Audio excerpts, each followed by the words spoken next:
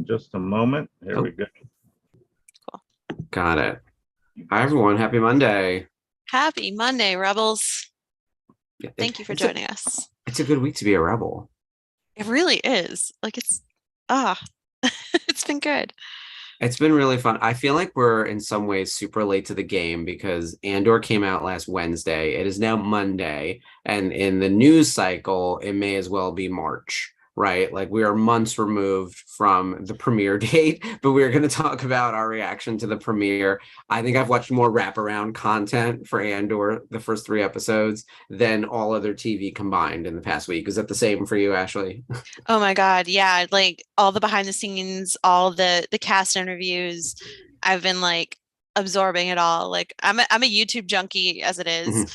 and just watching everything I can with the cast and the storytellers. It's been a good time to be a rebellion Yeah, sponge. exactly. It's a good time to be a Star Wars fan. And I think it's usually a good time to be a Star Wars fan, honestly.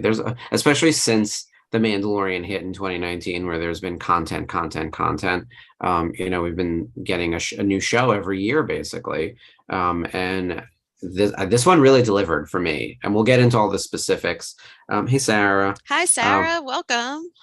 our theme for tonight is Andor episodes 1, 2, and 3 recap, not an overview, but more of a how do we think it connects to Rebels, and I think more thematically than with like Easter eggy kind of stuff, because Right. these first three episodes are super self-contained.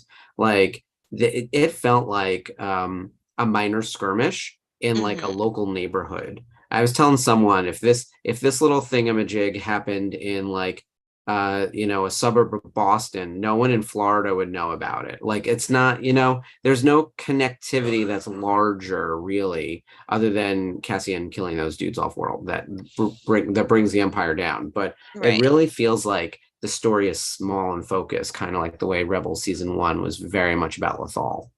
Right. And then that's what I like about it. It's very much like Rebels in that regard, where it's like centrally located to like one area.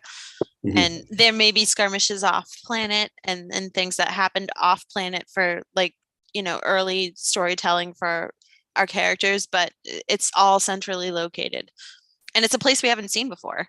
Yeah, I love it too. I think it's a cool location. We'll get into that because we only meet a couple of new planets and locations in the series. We meet a lot of new characters. Um, Obviously, Cassian is someone that we know and spent time with in Rogue One.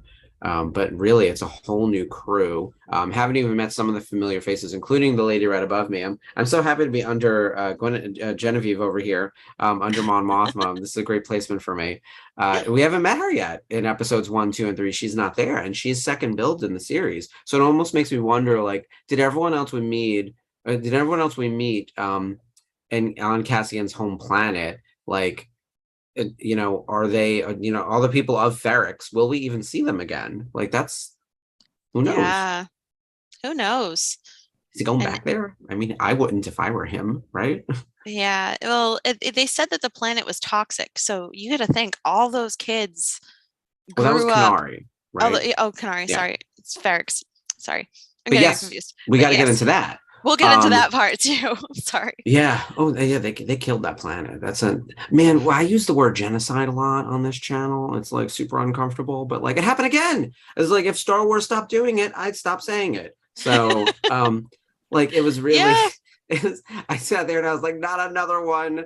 And at one point, it's the giant hole where like the mining mishap or explosion was. I almost wonder, because my brain keeps going to these like larger connectivity pieces, like Death Star test Yeah. And cycle. I don't know. also like all those people that arrived on that planet that like crashed into that Mhm, to Canary, and they're wearing like gas masks. Like these kids are in that wilderness wearing like pieces mhm. of clothing that they've put together, and it's obviously from the mining crew. Like Yeah. it's vests and it's like altered boots and shirts and things like that. But what happened? Like, are their parents gone? And it's kind of like Lord of the Flies scenario where like the oldest ones are like teenagers who couldn't yet work. Seemed Like, that way, right? so Yeah. it's gonna A be lot that. of speculation, a lot of threads to pull. Hmm. Although I will say it does confirm some things we thought about. Man, is Cassian an orphan? Ding, ding, ding. Our Disney prince. Yep. We confirmed dead parents. Ta-da. Missing sister. Who knew? His mom's not his mom. Not a mom, not a grandma. You said mom, I said grandma. Adoptive mom, Adopted mom. abductive mom, maybe. I don't know, but he definitely uses her last name. That's interesting. Obviously, she did raise him since picking him up, I guess, at like 10 years old or however he is in that flashback. Yeah. I Not held my seeing. tongue last week when you guys were talking about her because I'd already seen those. Jeff was in the know, and I will say he did not spoil it in our little after discussion after the show wrapped. He was very kind to not ruin that for us because I was leaning in Just on Grandma. enough. Yeah, I was there. So that's Fiona Shaw, by the way, who we're talking about. She plays Marva Andor. And I refer to her as Cassian's kidnapper, although she did the right thing. Like She he was going to did. be killed, so it was good that she took him. Yeah. So I'm very happy about that. Anyway, we're a little all over the place right now as people are joining. I see Sarah, I see Jeff, I see Catherine, I see people watching along. Um, I think what we want to Welcome, do in welcome. this episode, yes, welcome everyone. Thank you for joining us, especially as I'm sure this is like day 9 of everyone discussing Andor. We're It's going to like talk about it some more. let's keep going. And we got a Yeah. new episode less than 48 hours away. At this point, closer to 24, the way they drop things like late Tuesday night. So we're almost ready for episode 4, where apparently we're going to meet Mon Mothma, which I'm very excited about. Um, Queen. but thinking about the connectivity to Rebels, which is the whole point of our show, there were a few things like right off the bat that made me think, man, we are in a parallel path. Lothal versus Cassian's homeworld of Ferrix. I think there's a lot there that we could talk about. The most significant being that it's like a small planet where everyone kind of knows everyone and everyone's in each other's business. That's like Hmm. right off the bat. I was like, these locations are the same. Did you Yeah. feel like did it feel like Lothal to you? Because it did to me. It did. Like between like the crazy costumes and everything that like people are wearing and like the parts facilities and things like that and how they have that communication tower. It was Mm, like straight out of Lethal. So yeah. Yeah, it was. There must be something about these planets that are, we'll call them natural resource planets, right? Like this place is being mined for something. It seems like metal, scrap metal.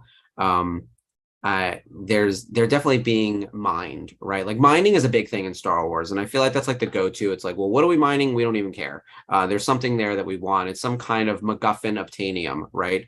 Like mhm. whatever it is.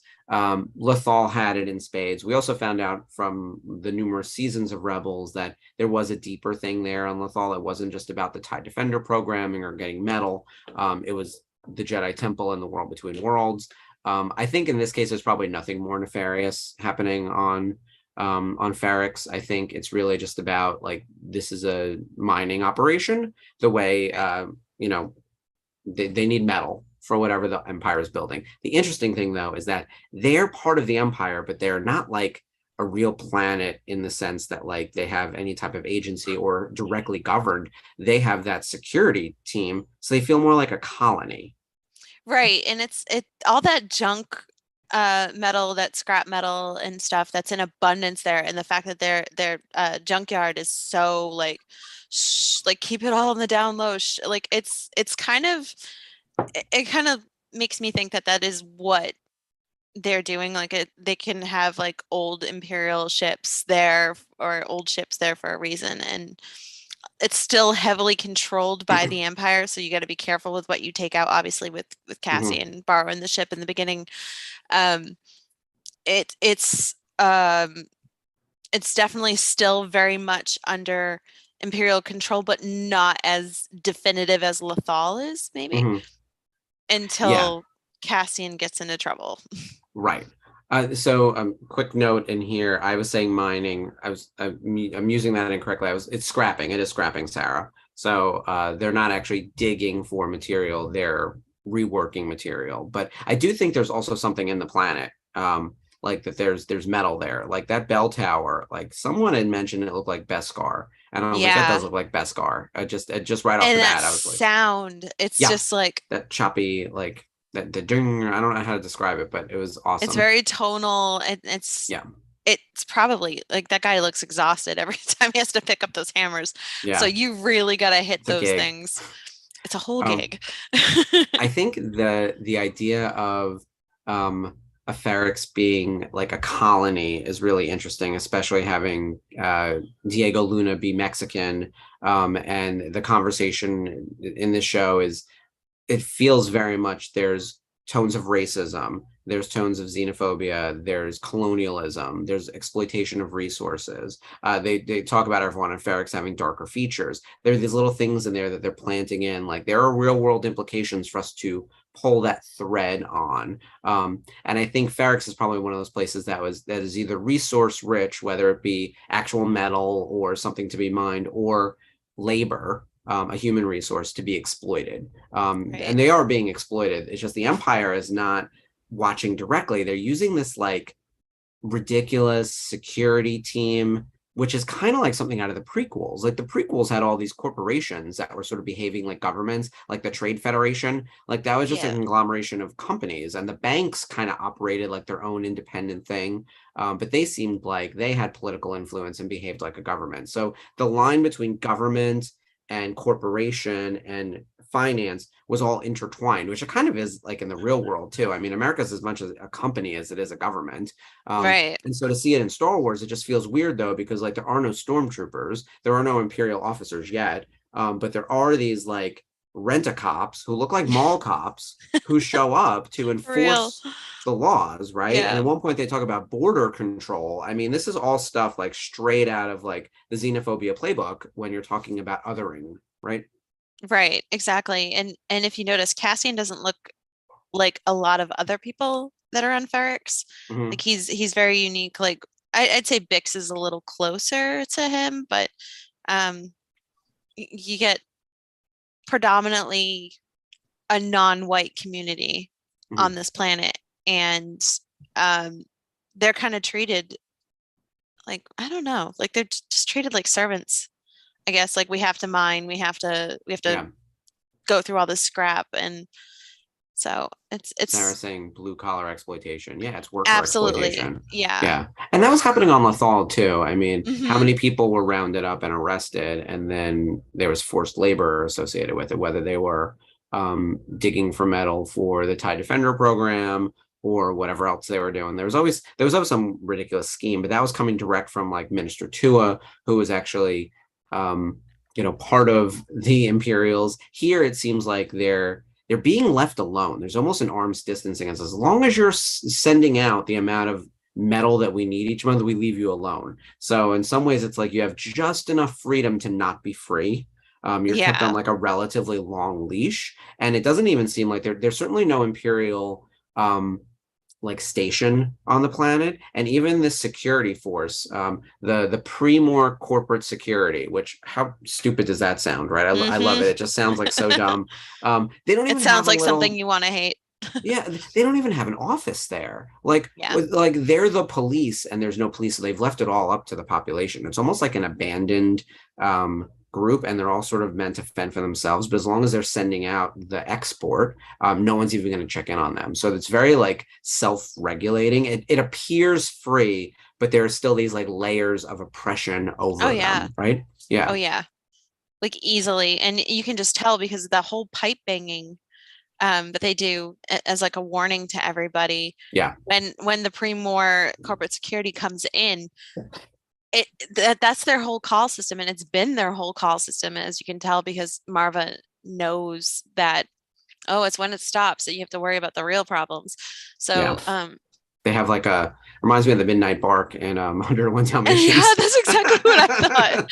That is It's a exactly stupid what I reference, thought. but I don't know why. Like that's the one that came to me. But it nailed Um, it because it was like, okay, and it also dates back to like World War II with the mhm. whole letting people know that the secret police were Yeah, there in the communities and in the ghettos and taking these people out. So it was their kind of way of notifying that trouble is coming and that yeah. one of their own is in trouble. And Lethal had that too. They had a whole whisper secret like situation where people were able to find each other. Also, Lethal was very small and Right. contained. and it seems like Ferrex is the same way. These outsiders from the corporation, I have to look it up one more time, the Premor corporate security. I have a favorite character, as it turns out. I love him and I love to hate him. Kyle Solar is the actor, and he plays Cyril Karn, right? He is, when we first meet him, everything about him makes me laugh, but in like the best way, because I feel like he's like the overachiever, and I totally would have been this guy at a younger age. Where he, like, Totally. with his perfectly tailored uniform, nice and slim. And when he says like, "Oh, did you modify your uniform?" It's like, "Oh yeah, just a little bit of piping and this extra seam and some light tailoring." And I was like, "You completely remade your uniform to make it fit you better." And Yeah, like, you because take this everybody like way else too is seriously. baggy. Oh, they look a mess. I don't know, like these uniforms are trash, mama. And then his was like perfect. And I was like, I love everything about him. What's interesting about him, and he's obviously the villain, he starts off from a place. If we didn't know Cassian and we didn't have that scene, and we just knew if like a coworker of mine were murdered, like, don't you know, I'd be the first one out there being like, we need to solve this murder. And if my boss was like, no, don't pay attention to that, like those guys had it coming, I would have been like, you're out of your mind, I'm going over your head. Like, I can see that struggle of Yeah, like, what is the right thing to do in that situation? Like, should right. Cyril have listened to orders and followed orders like a good little soldier, which is like fascism and Nazism and everything else, like when it's not the right thing to do? Or should he have gone over his supervisor's head and chased down the murderer of two of his coworkers? What would you have done? Because I would have totally, like, I would have followed this guy's path, right to getting myself blown up, basically. But yeah. I honestly, I would have wanted to solve the murder, but at the same time, if you're meeting with like the Imperial crew, like your boss is meeting with the Imperial crew and they want to make it look as good as possible for your regiment, like you kind of need to like toe the line and just Mhm. and I know I this is know it's a horrible. tough question. It is I totally thought about tough it all because week. those guys Yeah. were such jerks and such Oh, I know. assholes. I'm But he sorry, doesn't pardon my know language. that. Yeah. But he He knows that didn't know guy's that. track records. Like okay, Yes. And it turns out the supervisor Cyril was doesn't know right. that, but Right. his boss knows that that guy is a literal POS. Oh, without a doubt. And he's dealt with him before. So that's why he's telling him to let it go. I think if he was a more upstanding citizen, they probably would have let it, he would have been like, okay, pursue this. Mhm. But it's the quality of the employee that has just made him go, okay, we need a good look for the Imperial visit. Yeah. Don't bother with this. But Catherine is closer to agreeing with you. Since they were corrupt, she would have done what the supervisor said. I don't yeah, know if Cyril, though, believes they were corrupt. Even if they were in the wrong in that moment, did they deserve to be murdered? He doesn't know the way they treated Cassian. By the way, I will not defend the actions of those cops who like chased down Cassian in the alleyway. They did have it coming, and the guy who got accidentally killed, like, I gasped in a way that was like, oh, that's some instant karma. Like, I didn't feel bad for him. Like, he right. obviously got drunk, like chased this guy down. They were willing to make him seem like they were going to kill him. So at Yeah. that point, like, they really did get what they deserved. And the other guy backpedaled immediately. He was like, oh, we can make up a story. We can fabricate this. Like, and Cassian was like, yeah, I'm not playing the game, and just shot him like right in the face. I was like, that's the smart move. That's actually Yeah. the right move. Like, I would not have let that guy live either. Like, there's no lying your way out of that. You need to like kill them both and run. Well, Like, right, because he knew way too much about Cassian just from what he overheard, Yeah. which is why he He went knew after him in the Kenari. first place. Yeah, Exactly. that's And enough. on top of that, they were operating in a brothel, which they were not supposed to have. They were like spending a lot of money, which they weren't supposed to do, and they Yeah. were drinking when they By the weren't way, supposed we to. were in a brothel. Like, how cool is that? But it was, I feel like I such felt an like I was adult watching Star something Wars. else. Like, oh I my God, know. scandalous. But like, they were doing all the things that they were not supposed to do, and it would not make Yeah. them look feasible to the Empire. It would not make them look good at all whatsoever. So that's why his boss was just like, just let it Yeah. go. But at Here's the what's same so time, interesting. Like, the boss is in the right, the Cyril's in the right, like those guys, and like, yeah. but then also everyone makes terrible decisions throughout the entire run. So far, episode 3, we have several bad decisions. So many bad decisions. Everywhere. It's like, I got a bad feeling about this. Every character could say it and then like immediately run into a laser blaster. Like Tim, poor Tim. I want to go on record at defending Tim too. I want to come back to him. Don't let me forget, because I feel for Tim. I feel for Tim. We'll get there, because I will make sure we get there, because I'm pretty PO'd about Tim. But anyway, I like him. I defend his actions too, because from where he's standing, Cassian's a wanted man potentially for murder. Like I think it has a little bit less to do with jealousy and more about like we're all gonna die here. So I don't know. I think it was 150% jealousy. I really do. I'm sorry, but he was pissed off that Bix was sneaking off to hang out with Cassian. And though Who's they're a convicted criminal and now wanted by the Empire for right, but at murder. the For same time, murder. it's more than just like the Empire and you're wanted by the Empire and things like that. I think he was honestly jealous that there was something going on between him and Bix. So- And he wanted to squash that because when, he's awful, like she turns off the computer and it's got that thing about him and it's like, oh no, I'm putting a stop to this. He's not taking my woman. And he's just like, There's some of that. I Yeah. agree. There's a lot, and they certainly framed it that way. I Yeah. will say though, like, I'm not jealous. I'm not the jealous type. So like people being jealous, like just always thank you, irks Sarah. me. Thank you. Like I'm not. No, I see that too. I agree with you, Sarah. I think he's very insecure. I will say though, like Totally. on paper, even if you know Cassian, he has a record. He also owes everyone in town money. And is super sketchy and had to go to his friend at the mine and be like, oh yeah, like we were hanging out drinking. Let's fabricate the story. He's clearly Alibi done that before. Central. Multiple people, right? He's got stolen goods. And he's doing something sketchy with Bix. There's something sketchy with her. And I don't know if she's a former girlfriend. Like that wasn't 100% clear, but they are friends. But of course, like any male-female friendship can immediately like turn someone jealous if that person of one of them is dating someone else. Like I get it. I get all of that, but like he's wanted by the Empire for murder, people. It's murder with a capital M. I would have called the line. Like I'm not gonna lie. I would have called the understand. line. I would have called Kyle directly and be like, hey, let's get them together. Like if I knew what Kyle was up to. And that's the point of the show, I think, is that like there's all this ambiguity about who's doing the right thing, but then everyone goes too far. You get this like little taste of power, and like Kyle's the coworker that he meets, Cyril. Oh no, I Cyril's keep calling him Kyle. See, this is what I do. I call them the actors by their names. Cyril's coworker who he meets takes it way too far. I don't and brings, remember like, his name either. People. He's the one who says the pockets of fermenting. Yeah. Which is the best line in the whole show so far. They bring like a dozen people with them to try to arrest one dude. They just have to ask questions, but they come on too strong, right? It's like police show of force in a way that makes the community suspicious. There would have been a very easy way to just scout around and be like, have you seen this person? We're looking for this person. And gentle hand, explain why he's wanted for a crime. Like work with the community as opposed to they came in like a sledgehammer. And that was the mistake. And that was like the full weight. They're used to the full weight of the Empire getting what they want on their planet, their main posted planet.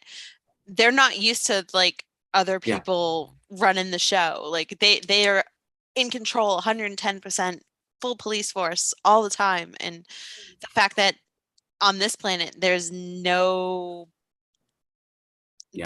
cops. There really isn't. There's not one cop. Everybody just deals with their own thing, and a lot of people are owed money. but also they all seem to work together and get along, and people seem to know what Cassian's deal is, even if they don't know he's like a air quotes criminal. He still seems to be a respected member of the community, and he's like friendly with everyone. And even the one guy who really wants his money back, the tall alien dude who was supposed to just stand there. So cute. Even he was like, no, I can't be mean to Cassian. Everyone seems to love him, which I think that's part of Diego Luna's charm too. Like Diego Luna is very charming, and so is Cassian, and I'm sure he could talk his way out of most situations. Right. He's good at de-escalating, which is what Cyril and the rest of the security bureau, they escalated everything. Yes. It just got worse and worse. It was really, people really seem to hate Tim. All right, guys, look, I hear. I didn't hate Tim at first. I didn't. Yeah, I really didn't. It was when he started following Bix out of, like, she said she had to run an errand, and he followed her out of there. I was like, oh, because he knew she was lying. Yeah, she lied to him, and he knew it. She did get caught in a lie, right? Like it's one thing to be suspicious, but it's another thing to have your suspicion validated because the person lied to you. Did she lie to him? Yes. Did he catch her in the lie? Yes. But was it worth turning Cassian in and ultimately getting himself murdered? Well, he got himself murdered, right? So, and that's why it's the kind of thing where it's like, oh man, like this is terrible because he didn't deserve that. Like it'd be she would not be in that position. She would not be handcuffed against the wall with her head smashed against the wall by these secret police officers. If he went to go try to rescue her. Right, but that was she should never have ended up in. There's no way that he could have predicted that's how that was going to go. Right. Yeah.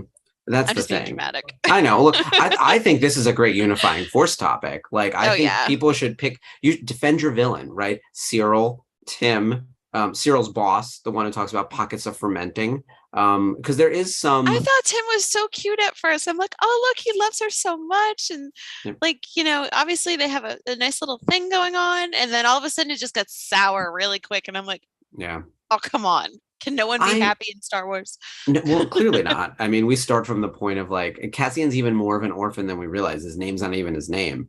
Like his name is Cassa, which I think Cassa. there's something too about like being given a new name once you're abducted. Like there's all these little things about like that lead back to colonialism, like the way any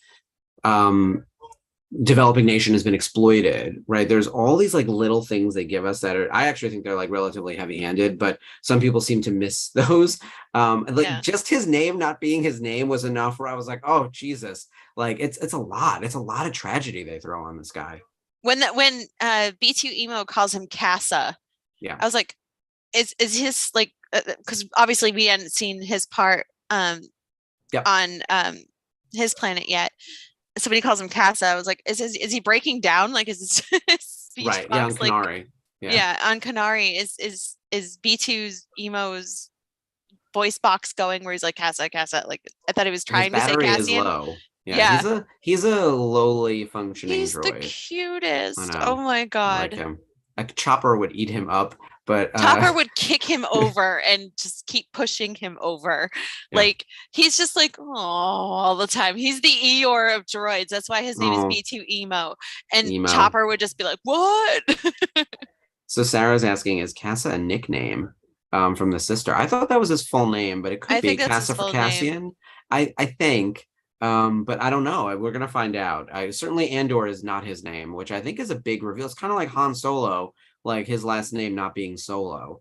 Which by the way, I never liked. I never liked how they got to that point. And it also makes me crazy too, because like Kylo Ren should be Ben Organa. Like, who are we kidding? Like, Solo as a last name doesn't exist in anyone except Han, and Organa is like a super important name, and he's Alderaanian. Like, so that's the kind of stuff where it's like Star Wars, like you go this far, but it's like just go one step more. Okay, so we talked about Ferrix being very similar to Lothal.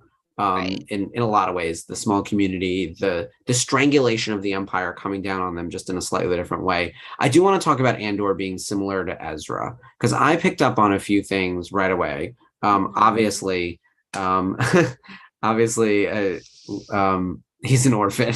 I can't say it and not it makes me sound like an awful person. He's an orphan. Everybody's an orphan. It's kind of expected. He's keeping his identity a secret. I like the, we'll call it a retcon, but we'll call it a long game. Like him being from Canary doesn't match up with his background in Rogue One. And so you know how they're talking about, we've said all the paperwork, you're from Fest. That's what's in the Rogue One visual dictionary from 6 years ago. Like they retcon that in a way to keep it an in-universe answer that all of the paperwork is that he's from this one particular planet, because Canary was being erased from his past because of the tragedy there. And they needed to make sure that no one knew he was from Canary for whatever reason. So I thought that was super well done. So well done. And that goes to show you that the writers are actually taking into account what people like Pablo Hidalgo and the story group have written, and not just being like, it's just a suggestion, I don't have to adhere to it.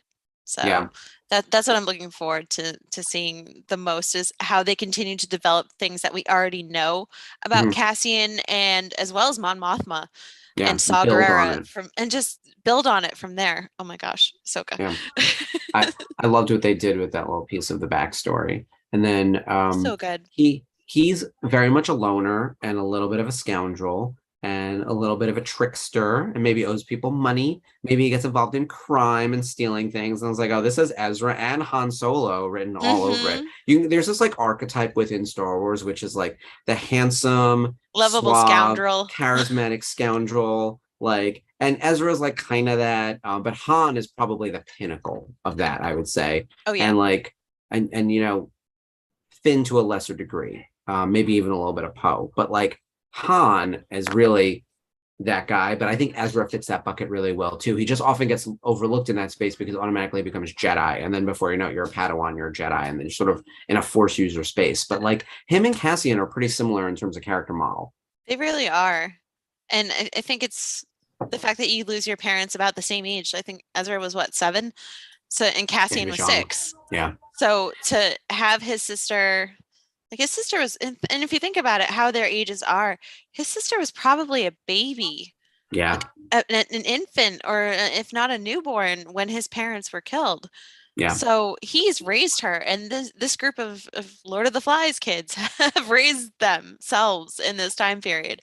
So it's I'm looking forward to seeing more about like what happened on Canary. Maybe he'll like explain it to somebody a Mhm. little further what happened. But I think we're gonna get some more. I think yeah, so because with the breadcrumbs they left, I think we're good enough for us right now. But you know how right. Star Wars fans are. We always want more. We always You want need the full all the details. explanation. Like it's It's never never enough. enough. So I think they're gonna have to give us like exactly what happened and spell it out because the Star Wars fans are ravenous. Hmm. It's really one of those things where like they can't give us an incomplete story. But I think with what we know, it's really so. By the way, there's like a time frame to this, right? So the show opens at 5 BBY, so we can back into all the other stuff. I think the Canary stuff when he's like 10 years old would be like 20 years prior to that, so 15-ish. Like, no, I'm doing it wrong. 25 BBY, 25. right? Yep. Yeah. That's right. So that's during Revenge of the Sith sort of time period. Someone was like, okay, and the ship is a separatist ship that goes down. That where all the people were poisoned And on. they It had have the all the separatist separatist logo. logos. Yeah. Yeah, So that was really interesting to see because I was like, oh, they're not Empire, so it's separatist. And yeah. it was interesting to see what they were doing. And also, like, thing that I found pretty fascinating is this is the first time that Cassian has seen his reflection. Was So it the first time or just the first time in a long time? I think either way is the same idea, right? yeah, it Like, doesn't look like they have, mirrors or like yeah, there's no obviously they have, glass or metal. yeah, or Yeah, water or anything around really that would, yeah. So it was just cool to see him like just kind of like learn about that for the first time and just, yeah. yeah. It's it's interesting. That planet is very primitive. And to your point, there's only children. What happened there? I mean, there's so many thoughts. Obviously, there's a giant hole. This is where the mining was. So and they say Imperial mining disaster later in I think episode 2, Yeah. when that one guy is saying out loud what happened on Canary, which was a mid-rim planet. Um, it's possible that like the whole population of adults were killed in this mining situation and then the empire just covers it up and there's this like small group of children who are left behind and maybe they all get scooped up by the empire in various ways, but it seems like Oh, Cassian believes yeah. his sister is alive, so somehow she either left Canary, or is taken from Canary, and has a lead on her somehow. I wonder if Mon Mothma is going to help like find this lady. Like she, being a Like in senator, she would turn for have, information. That would yeah. be cool. Like I Wow. don't even think that she would do it as like a this for that kind of thing. I think that if Right. there's a missing woman, like she would just try to help him, and not be like, hey, you owe me a favor. That sounds like very Saw Gerrera. Saw Gerrera Oh would get that yeah. information Saw and be would like, do oh, now that. you owe me, for sure. But I do think that someone like Mon Mothma or any politician with access to like databases of the census and whatever else could probably chase down someone or have like a lead somewhere. Stellan Skarsgård might even know. So that can be interesting. I think the hunt for the sister is a good MacGuffin. Yeah. And it gives him some like stakes in the game as well. Not Yeah, just like trying to get money to pay off all his debts on Ferrex, but like, to get money to get a ship and go find his sister on his own. yeah. And at this point, he believes his sister is alive. It seems like she is because there was a woman from Canary at the brothel. The main woman who came to talk to him at the start of the episode confirms that, but we didn't get a name or a fake name or anything. But he's on the hunt. In Rebels, Ezra's looking for his parents, but he doesn't know they're dead already.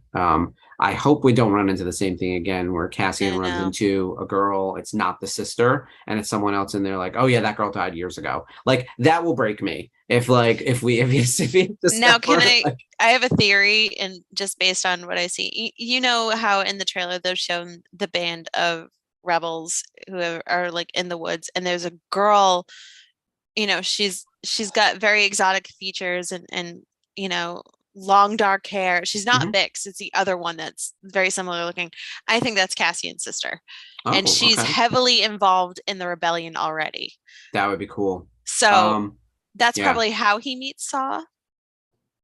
Oh, if she's working with Saw, that could be really interesting. Yeah, so that's what I think. And I it's love that. I love that. I would love for that to be the case, and she's the one who gets Cassian into the rebellion.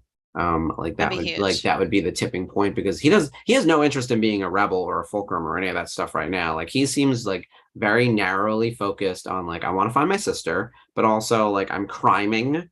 And I'm crying. I'm living on Ferrex with like fake mom who's fake mom who's real mom at this point, right? She's raised him for how Mom many years? Petunia. Sorry, Yes. it's the Harry Yeah, Potter Fiona fan. Shaw. Yeah, She's awesome. people love her from Harry Potter. I actually completely forgot that she was like the evil aunt. And I was like, oh right, like people love Fiona Shaw and hate that character. It's one of those like weird things where like everyone Yeah. loves her.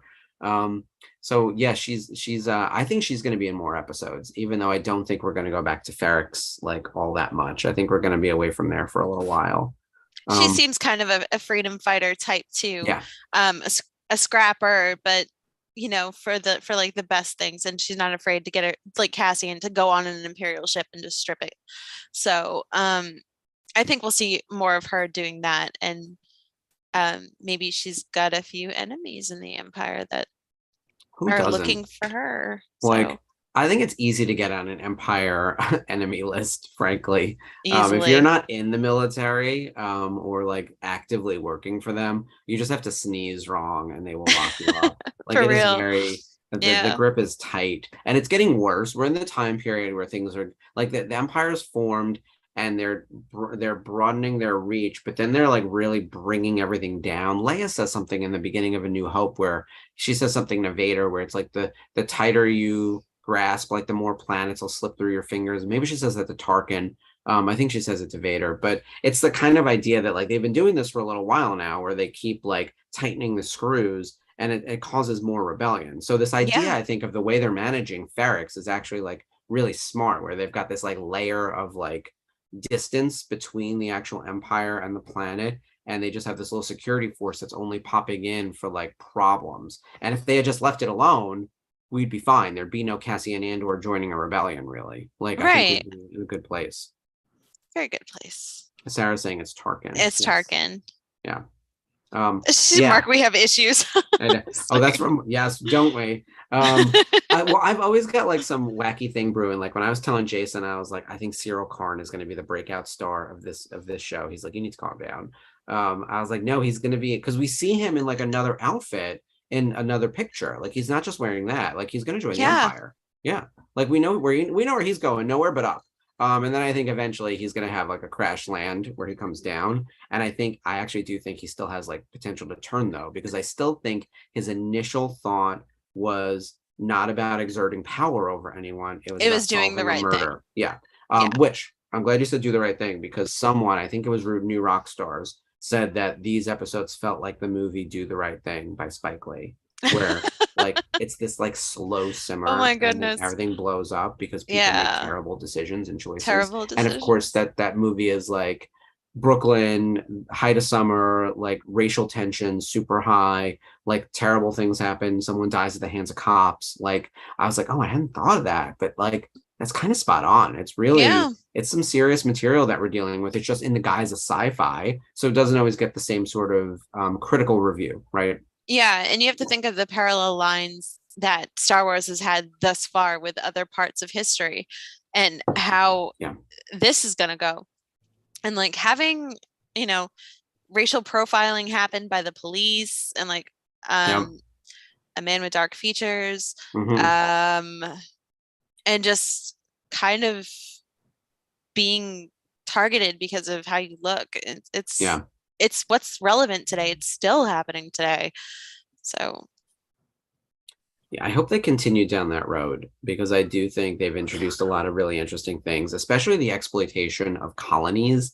Like I feel like Ferrix is a colony. It's not mhm. really in and anything that's not inside the inner rim, like the mid rim and the outer rim, are kind of like the Wild West to begin with. And if you're not Right. like near, the further away you are from Coruscant, and we've seen it on Coruscant, like even living on Coruscant isn't great if you're not part of the wealthy. But like the exploitation that happens, and it happens so far away from the capital that no one realizes. Like most everyday citizens are just living their lives. They're not realizing that there are entire planets that are devoted to like scrap metal. And if they don't deliver enough scrap metal, like the Empire is going to go over there and start busting heads. Like, I don't think Right. anyone realizes that. That happens here on this planet too. Like, we're constantly outsourcing all sorts of production on things to places that are where people are paid not good wages. And it's devastating. And I think that Star Wars is in a unique position where they've got millions of people tuning in every week to watch an allegory and maybe make some real world extrapolations on that if they get the lesson.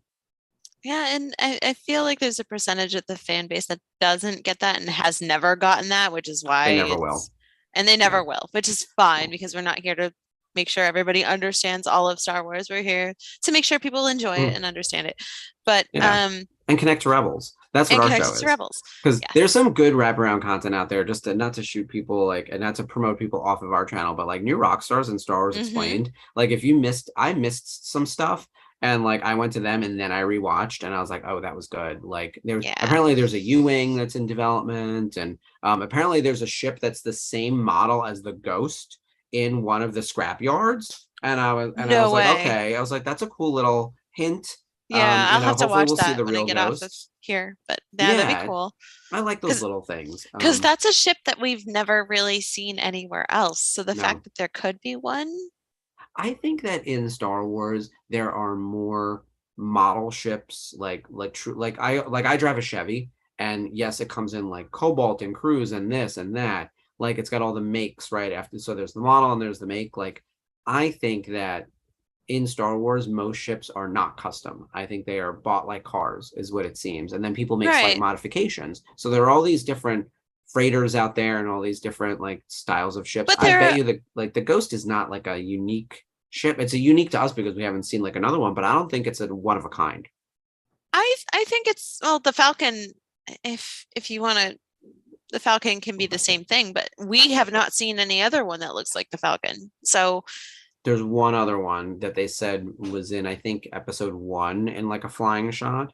That's not Han's Falcon and it's not Lando's Falcon either, but it's the same freighter type of ship. mhm. But it's only one other one. I can't remember when it was. It was either episode one or episode three. Um, but rare, right? So and certain Really cars are rare. rare, Yeah. right? Like Lamborghinis you don't see on the street, but you'll see a Chevy pretty Yeah, frequently. So it's possible that they're just few and far between. And then there are people who can also like legitimately build a ship from spare parts and like absolutely. they create something fully custom. But it does seem like you need licenses for everything now. That was a thing in The Mandalorian where they were checking Mando for his papers on like all his stuff. And it's like, and what ship is this? And he didn't have a license for nothing. He didn't have a license to drive, and he didn't have proof of like ownership of the ship or what the ship was. There should be a serial number, like a VIN number on a car. Yeah. That's the bureaucracy. And I feel like they're not enforcing any of that on Ferrix, right? It seems like Right. there's operations on Ferrix happening that's under the radar of all that because they don't want to get involved. Because if you start uncovering that crime, you have to count it in your crime statistics. It's like more Mm-hmm. police corruption because they're just Yes. overlooking that type of crime to make their numbers look better. It's like it's Exactly. crazy. I was like, oh my god, And they do that in New York.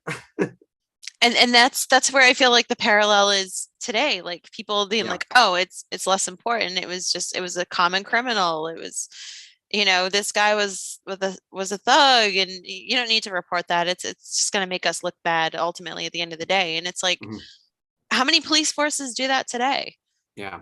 So And what's the purpose of the police? Like if in all honesty, like it should have been, we think this guy you're looking for a murderer, we think we know who it is, like send someone to investigate, not to invade the town with an right. army of poorly trained idiots with blasters.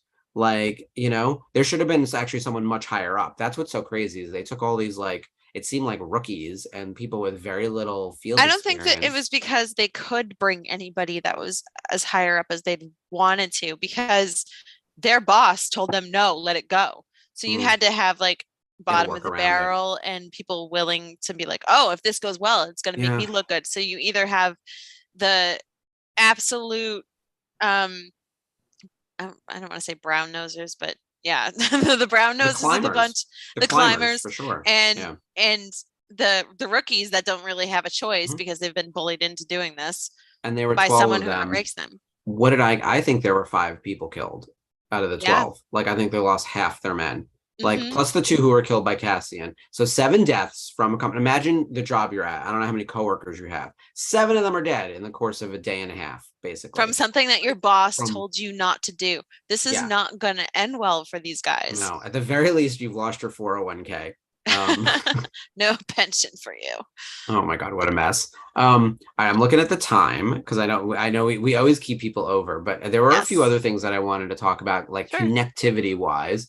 So we already talked about Ferrix and Lethal being similar and being exploited by the Empire. There's really no benefit for them of being part of the Empire. They're just being used by them. Like they're treated as a thing by the Empire. Cassian and Ezra both are pretty similar. And we talked about how already with like the sort of self-reliance and the almost like living on the streets and the sort of sketchy behavior and getting by on their charisma. The other thing that I thought was interesting is like the state of the planet right now. Like the pockets of fermenting is the line I keep coming back to, and it makes me think of the title episode of the premiere of Rebels, Spark of Rebellion. It's the same idea that like we're right there. Like someone just has to light the match. Like this do the right thing with the slow burn where like it's been a problem for a while and now there's this catalyst triggering moment that's gonna like light the match, right? That like sets up this like the big conflict. Lethal and Ferrix are both in the same space now because Lethal, like if the Jedi had not presented himself, if Kanan had not revealed himself with the lightsaber, it would have just been like another day on Lethal, like low grade criminal nonsense. And it's like, oh, keep building whatever you're building. Then, oh my God, there's a Jedi. The Inquisitor has to be dispatched. Like the Vader has to get involved. Like the Emperor is like all eyes on Lethal, right? Here, like this murder and then the multiple murders and this like security thing gone awry, being like, oh, we can't trust this idiot security task force. We have to send the real Empire down there. And then they're going to find out there's a whole criminal enterprise of smuggling happening with the scrap metal, right? Right. And it's the Bix is at the snowball. heart of it. Yeah. Yeah. So it's going to get worse and worse. So they're at that moment where like, oh, the Eye of Mordor or the Eye of the Emperor is coming down on them. It's coming right now. And I think that's a very good analogy for this whole thing. It really is. It really is. So like they're in focus now. And I think like just like season 1 of Rebels, which was very much about Lethal, I was originally thinking that like season 1 of Andor would be very much about Ferrix, but I think more so it'll be more about small stories and then it'll get bigger as we go. Like we'll meet more people from across the rest of Star Wars, but I don't expect us to do a lot of like hopping around the way Mando did. Like he was on a different planet every episode and it was like Flash Gordon, man, like visiting all corners of the universe. I don't think that's the story of Andor. No, I don't think it is either. And I think when he comes across, oh my God, I am blanking on Stellan Skarsgård's character's name. Oh yeah, I've been calling him Stellan. I don't think it's mentioned, but I think when he comes across him, he finds that Cassian is willing to go above and beyond and willing to just kind of not only like get all these items from the Empire in a very, I don't want to say mundane because it's like something that nobody would ever really think to do because it'd be like, wow, that's a crazy idea. You just walk into this place and get all this stuff. But it's this very ordinary way. And I think it impresses him because he realizes that he's got someone who's so well trained in fooling the Empire and getting what they want when what the rebellion needs from them, that he's just got his ace thief and his ace rebel for his squad. And he's gonna end up being really important. Yeah. Oh, by the way, his name is Luthen. That's it. I almost said Luther, but I was thinking the same thing. These names that are just like slightly off from English that we know. And it was funny because I had watched I I think Thor, no, the Avengers before this, and Stellan Skarsgård is in the Avengers, and I was watching it with my uncle, and then we watched Andor, and he goes, "Wasn't that guy just in the Avengers?" I'm like, you'll get a lot of that. He's in the first two Thor, but he's not in Ragnarok or Love and Thunder. His voice is in Love and Thunder. Is he in something? Yeah, because he's talking to Jane when she gets her prognosis, and I forgot about that. He leaves her a voicemail, so he's probably recording this, and they're like, "Hey, just call in and say this." But yeah, I can't sign me wait up. I'm sure he got like $30,000 for that. That sounds amazing. No big deal whatsoever. But it was really cool to see, like, he's not even concerned about this precious piece of like Imperial data that Andor is willing to, like, Cassian's willing to sell him and needs to sell him, and he's just like, no, that's not even important. I have you, like, you are important. The what's the box thing that they were talking about, and they were like, so Jeff, they told you what it is, but like it didn't really matter. So we were both kind of right, because I was like, it doesn't matter what it is, it's not going to matter. And then they actually told us what it was, and then it turned out like they left it behind, because Andor was. I thought it got destroyed because that whole thing fell on it. So possibly, I think if anything, like if it did survive, Bix could pick it up and maybe sell it elsewhere, or it'll lead the Empire right back to her. Right. She's probably at like the top of the pyramid in terms of crime, if we think about it. Like she owns the shop, and is doing whatever she's the connectivity to Luthen. So hopefully she gets out too. I don't want anything bad to happen to her. I like her a lot. She's already suffered enough. Andor's gone. Tim is dead. Fiona Shaw's traumatized. Her whole operation is now under a microscope. Like all the citizens of Ferrix are going to be in for it. Yeah. It's going to be bad. Like I feel terrible for her and everyone else who's left behind. Ugh. It's true. And I think this is hopefully not the last we see of Bix. And I really hope, like, what we said last week doesn't happen, with her being like killed in some capacity, and it also being a set off for him. I hope not. Still hoping that doesn't happen. I hope we spend a lot of time with her throughout the series. Like I'd like her to survive. We had a pretty decent body count in the first 3 episodes, including some named characters. Tim probably being the one with the most dialogue. Like Tim was the one. And then several of the security people. I think it was like 5 of the 12 of them. There will be consequences. Apparently, starting every 3 episodes is another arc. So episodes 4, 5, and 6 will probably be like a Mon Mothma heavy arc, from what I understand, and like dealing with the Senate. But it's going to time jump, I think.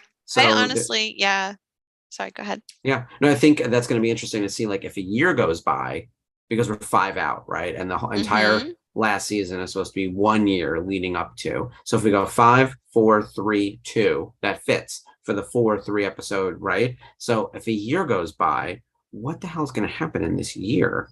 Like that, and then all of a sudden, like a year later, he's like hanging out with. He's been with Stellan or Luthen. You know, I'm gonna keep calling him Stellan. It's gonna be Kyle and Stellan. Kyle and Stellan all day. No one's gonna know who the hell I'm talking about. So it's that kind of thing where, like, what's going to happen during that year, and then what is Ferrix going to look like after a year? I bet you they're going to be under Imperial control the same way Lothal was after the lockdown. Oh yeah, like Lothal season 2 Lothal, after Siege of Lothal. Like stuff is on fire, things are burned to the ground, communications destroyed. Yeah, I definitely think you're right there. Yeah. And on Canary, like when that ship crashed and that soldier shot the leader girl, and they just lit him up with all those darts. The blow darts. I was like, holy crap, these kids are savage. Like, yeah.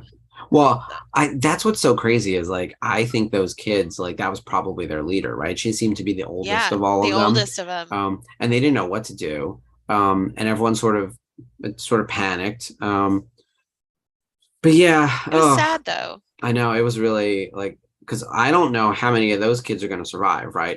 If Fiona Shaw Marva thinks that they needed to grab Cassian right there, otherwise, like, whatever Republic troops arrive, we're going to just kill him because of the dead soldier outside, right? Like, meanwhile, they burned that whole thing to the ground. Yeah, but meanwhile, that ship was supposedly separatist. But at that point, like, was the war over? Or are they just wearing separate? It's kind of confusing, right? Because if you killed the separatists, like, Republic really shouldn't care. But it's unclear. Like, I don't know who's really on that ship, what really happened, why is all their skin yellow? Like, was there a biological weapon? Like, I think they're going to get into that too. I think we're going to talk about methods of warfare, which I think is going to be one of the main themes of the show, especially as you meet people like Saw Gerrera. And maybe it's the same gas that Poison saw on Geonosis. Easily. I think that it would be stupid for it to not be the same thing, knowing that Saw Gerrera is like the most, I would say, physically, visibly disabled by poison character on our screen, right? Like, we've had other people poisoned, but like, he is like the poster child for it. Now it looks like because you have all those, and I've been to sulfur mines and stuff in St. Lucia about 12 years ago, and they have that odd discoloration that we saw in that mine, like that oily, like dirty yellow, the weird puddly yellow look. And I think that they're probably mining for some kind of gas. Like, they realize that this planet has a natural resource for this gas, and it may not affect the people that were born on it, but that's why these Republican imperial people have those gas masks, because they were not immunized to this gas, to this poison. They weren't used to it. It was like different atmospheres on different planets. Yeah. And I think the kids are incapable of being poisoned by it, but those who are not, used to it will be poisoned. So yeah, I think they mined it as a biological weapon. It wouldn't. I feel like weaponization of natural resources is like a big theme for this series. Yeah. And so it wouldn't surprise me if that's what they were mining for. It reminded me of the spice mines of Kessel, the color with that green. Yeah. And I know in Kessel, like, Kessel could be poisonous to some species, but not others. Because if you remember, Kiro is just sort of standing there talking. She wasn't wearing a gas mask or anything. Like, outside of the mines, Lando and all the other humans were fine. The Wookiees were fine. But I think there are other species that would consider those mines toxic. I know that was more of like the tube creatures and the pikes and stuff. The pikes wear their masks, which I think they do that in most places. But like, there's certainly, like, it's going to be variable. Like, toxicity is usually about actually percentage more than anything else. It always comes back to, like, you can overdose on vitamin A if you take enough of it, right? Then it's toxic. But I am curious to see, like, what is in this mine. I think it is a weapon, because we've already seen a few instances, right? Like, we're obviously building to the Death Star, the big super weapon, but we saw in the trailer that TIE fighter that potentially has like the lasers or the lightsaber kind of, which is weaponization of Kyber, which I think is going to be a continuing thread. Natural resources, And if that metal was Beskar, like, what if the Empire gets there and like, whoa, what's this giant hunk of Beskar doing here? We didn't know about this. Like, give me that Beskar, and the bell tower's gone. Like, they would try to weeponize the Beskar. And then they'd find out where they got the Beskar from, and then they realize they have to go to Mandalore. So it's just the whole the point where, with us in this world, over mining, destruction of natural resources, it's detrimental to a planet. And it's kind of showing us what it can lead to. Well, Kenari seems like it's a dead planet at this time period. So whatever happened there, it never repopulated. And those kids were probably all kidnapped or taken in by the Empire in some form. So I'm curious. I hope they explain some of that. Like, I'd like a little bit more. I actually am really fascinated by what's happening there and like where everyone ended up. And of course, they're going to have to tell us about the sister. Like, even if that leads to like season 2 and it becomes like a plot thread that goes for years. Yeah. And this is where I don't understand, where people are like, oh, these first 3 episodes, I had to stay awake. I was falling asleep. It's like, no, there's so much that is integral to this world building and to the story building for the series. I totally understand. But I just, there's so much of it that is important to that. And I think all you have to do is just pay attention. They're laying the bricks down, and it's building that wall. So I read a few reviews and it was like, it's slow moving. It's, there isn't enough action. And I was like, the point is that these types of things are usually a slow burn until that incendiary event. And then it's sort of an explosion. And someone was like, it's not very Star Warsy. And I was like, it's just a self-contained, I'm so sick of hearing that excuse. I know. Like, just enjoy it. Star Wars, if it was Star Warsy, like Star Warsy in that way, you guys would be like, it'd be more than the same. It's more of the same stuff. What did everyone complain about with Obi-Wan and Boba Fett? Exactly. Look, people are going to complain either way. I have my feeling so far is if I'm ranking, and it's a little early to rank because like we've only got 3 episodes. I put this right below Mando season 1 or season 2, like and well above Boba and Obi-Wan and Bad Batch for sure. Like, Yeah. this is a really solid start to the series, I think, based on what they're trying to tell us about. Right, the start of the rebellion, gritty, small, scrappy, very adult. I think they set the scene immediately by like, hey, it's dark and stormy and we're Unlikely headed to the heroes. brothel and we're gonna kill Yes. some cops. Like, that's the start of a Star Wars story. Like, I had a fan fiction running about that, but like, Is this it Blade was not Runner? Star Like, Wars. what Yeah. is Well, this? by the way, Yeah. if I hear one more Blade Runner comparison, it's so funny that Sorry. like, no, it's funny because like Blade Runner was a hit, like it was a moderate hit, like Yeah. ages ago, right? But Yeah. it is really like the standard for sci-fi done right, and in a Yeah. way that like people who Oh, don't know I love sci-fi know blood rage. 2049. Like I 2049 just fleshed everything out I will for tell me. you, I thought it was too slow moving. I'm gonna be that guy. There were But parts that were kind of slow, but you know but what? I understand. I liked it. Yeah. I'm not going to say I disliked it. There were other people. I think it was pretty polarizing, and people were sort of all over about it. But like, this was Yeah. also at the height of how many remakes and sequels are we going to do? And I think there was some like sequel exhaustion at that time. Right. But I That was didn't so help happy it. that Harrison Ford came back to it because it showed me that he had faith in the story Yeah, and it wasn't just like him being like, "Oh my God, Ridley Scott is doing this again," yeah. kind of He thing. certainly doesn't need the money. Yeah, he doesn't. He Yeah, didn't have to come back, but he yeah. did, and it made Rick Deckard's stories so much more meaningful. But that's I actually I did like completely it a off. lot. I just I thought it could have been like 20 minutes shorter. But like I think, Yeah, to some you know degree, I think you're right. I agree with what Sarah's saying over here, though, about the slow burn thing, like appropriate, intelligent, proper storytelling. Right. Like that's what people are trying to articulate when they're annoyed by slow burn. And I agree with that. Like, it's the kind of thing where we're spending time with these characters. I wanted longer form storytelling, right? I was the one who was like 8 episodes isn't enough. I need at least 12. And then they came out with 12. And I was like, oh, look at that, how exciting. And I was like, I bet you it's And gonna now be you're a little getting bit slower moving. 24. I know. We're gonna get 2 whole seasons. Which this would Magical. be like 4 seasons of a different show, right? Like, Absolutely. now granted, they're half an hour episodes or 35 minutes, so they're not quite as long as Mando, but like, I still feel like we're getting a lot of time with them, and it is a lot of character development and a lot of character building. I don't have to swing at someone with a lightsaber. There actually aren't that many even laser blasts at all. Like, there's not a lot of gun shooting or any of that, not a lot of action per se, but I think a ton happens. And I think a lot of interesting stuff happens that like makes it feel like it's not your standard Star Wars. It is not Hmm. like typical Star Wars, but it's still in the universe. It still feels like Star Wars to me. It Yeah, just feels totally. like this is a Star Wars that's maybe meant for people in their 40s. Disney hasn't really been delivering on that quite yet. Like, they try to make their movies all general audience, right? Like, where Right. it'll appeal to adults and children at the same time. Yeah. This is not being made for kids at all. And Right if off the anything, bat, this is not for yeah, children. they will. Yeah, again, like, we started in a brothel. It's like, imagine having to tell your kid, "Where are we?" It's like, well, we're at the bar. Pay no attention to, like, The fine. suggestive men and Yeah, women in the yeah. bar. So, but I think they're doing a really good job Yeah, they creating the are. tone for this show, and setting it in a real grounded place and giving us the setup for the rebellion. And I'm excited to see what they do next. And you guys, there's no sand. I haven't No seen a sand. drop of sand. Lots of No dirt, sand. but Lots of no dirt. no sand.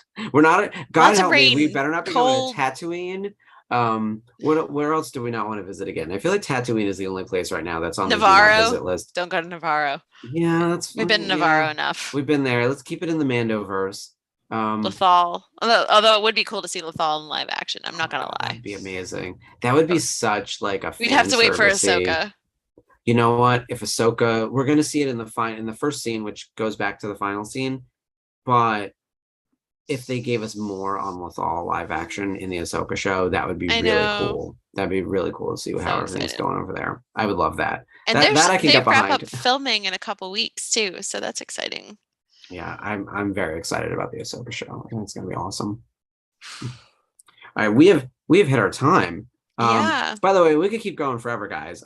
Catherine, Sarah, a lot of you guys, you're in the chat with us. Like, we could do this we could do this all day.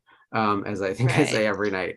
But we will save Andor discussion. The rest of the Andor discussions, probably at the VCN, will probably live on the Thursday night watch along with the boys. Which Ashley, do you want to tell everyone about this Thursday? Oh yeah, so I'll be joining the boys this Thursday in the VCN watch along for the third and the fourth episode of Andor. So join us; it'll be fun, and we can't wait to talk about it. Can't wait to see where it goes because we already know. Obviously, we talked through episode 3, but episode 4, what's happening? Like, where are we? How far are we gonna go? And it's gonna be interesting. So join us in the chats, talk with us, and that'll be really fun. good I'm sad I'm gonna miss it. I've got I tickets to see know. Bros on Thursday night with Jealous. my group of boys. So we have movie night on Thursday, and then I go to Monster Mania Friday. And then the following weekend is New York Comic Con, which Yes. I know you're gonna be at. I am going, you guys. I am Yeah. finally going. It's just for a day. I'm going on Thursday, but Tom Sturridge is going to be there. And That's my exciting. love, Yeah. my Sandman. I have to go see him. Sad that I'm missing Boyd Holbrook on Saturday and Sunday, but at least I get one of them. So any hopes that Rhode Island Comic Con picks them up and brings them to Rhode Island, I would. That would be incredible. I would love I'm it. very excited about Rhode Island too. So New much York fun. Comic Con, I will be there also Thursday to Sunday at the De Nova booth. We actually just announced today we're booth 2900. So come find us. We'll have all of our wares. And Ashley will be roaming the floor. Yes. You know, she's not working the show. I'm working the show. She's enjoying the show. I'm harassing him at the show. Yes. So. Come to the booth. It'll be a good time. So anyone else who's there Yes. too, if you're in the New York area and you're at New York Comic Con, swing on by and say hi. I'd love to meet everyone. Booth 2900. Go by De Novo and see really Mark, fun. see the crew, check out some helmets, check out some costumes, some accessories. I'm telling you guys, the stuff is amazing. I am so tempted to go home with all of it. But yeah, that Sabine helmet is still number 1 on my list. Yeah. So. It is coming so soon. Oh my goodness. I love the way the helmet's coming together. And then so that's in less than 2 weeks. It's a week from Thursday, which I can't believe. And then next Monday, we're back to our regularly scheduled sort of Rebels Revisited watch along outside of a thematic structure. So right.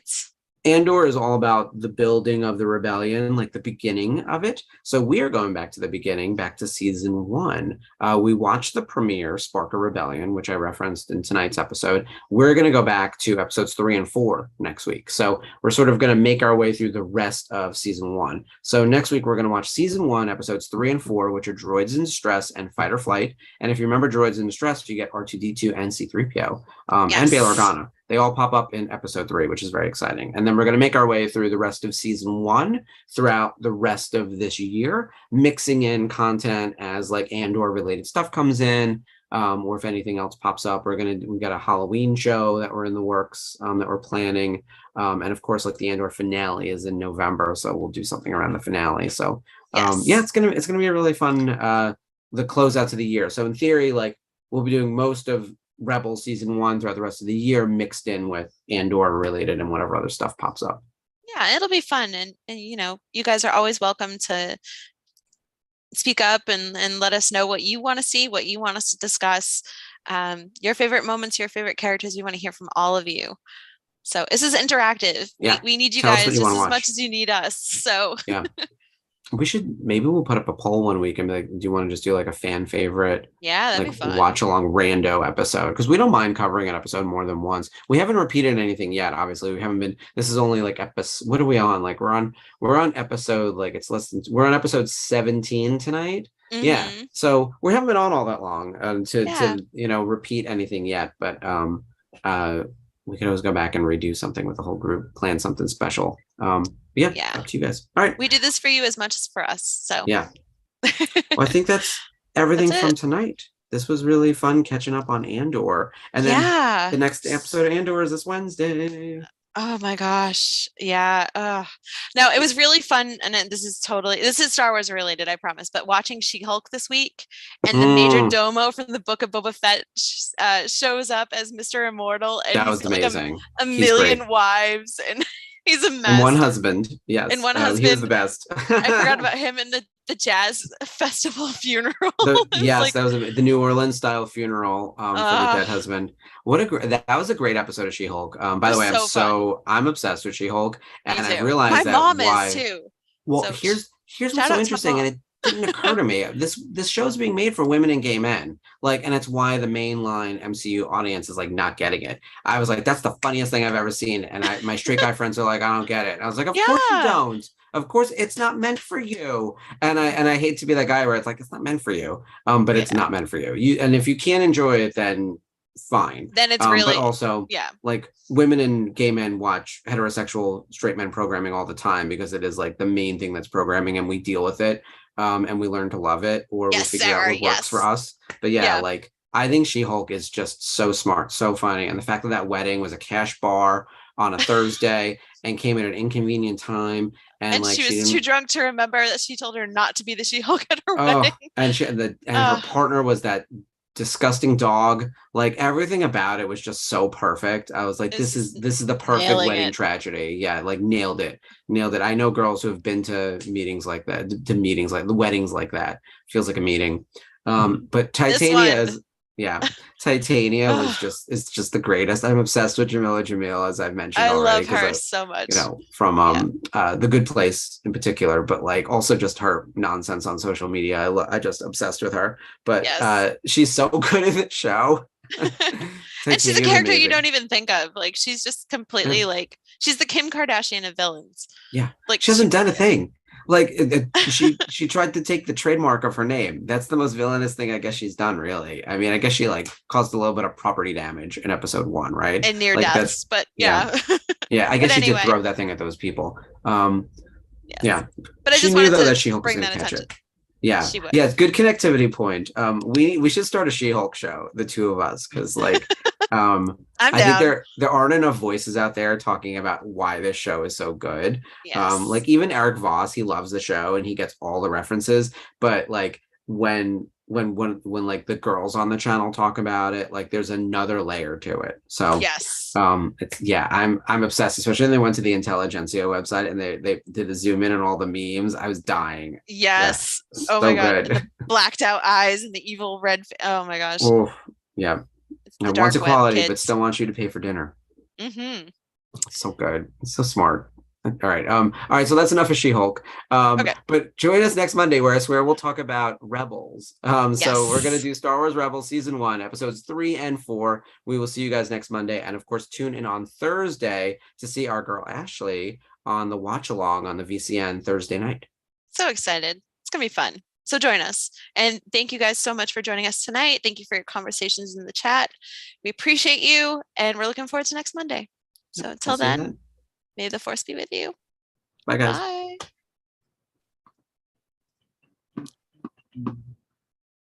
Second here.